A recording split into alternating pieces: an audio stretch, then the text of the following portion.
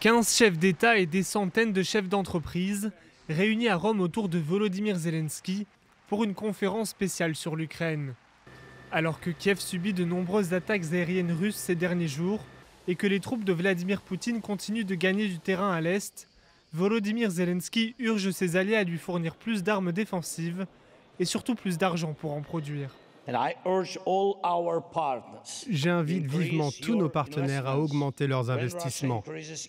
Lorsque la Russie intensifiera ses attaques, nous ne pourrons pas être en manque de fonds pour la production de drones. Nous devons parvenir à ce que le secteur ukrainien de la défense aérienne et des drones soit soutenu par plus de 30 pays et par des centaines d'entreprises, non seulement d'Ukraine, mais aussi d'Europe, des États-Unis et d'ailleurs.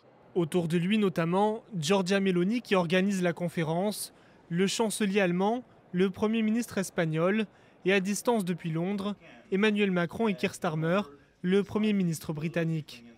Ils ont évoqué la question de nouvelles sanctions contre la Russie, bloquée par la Slovaquie pour l'instant.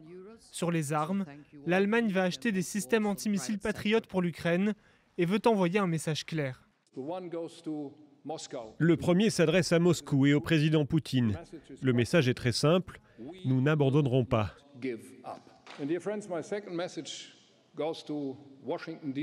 Et chers amis, mon deuxième message s'adresse à Washington et au président Donald Trump. Restez avec nous et restez avec les Européens. Nous sommes sur la même longueur d'onde et nous recherchons un ordre politique stable dans ce monde. Reste la question cruciale du soutien américain, fluctuant avec Donald Trump.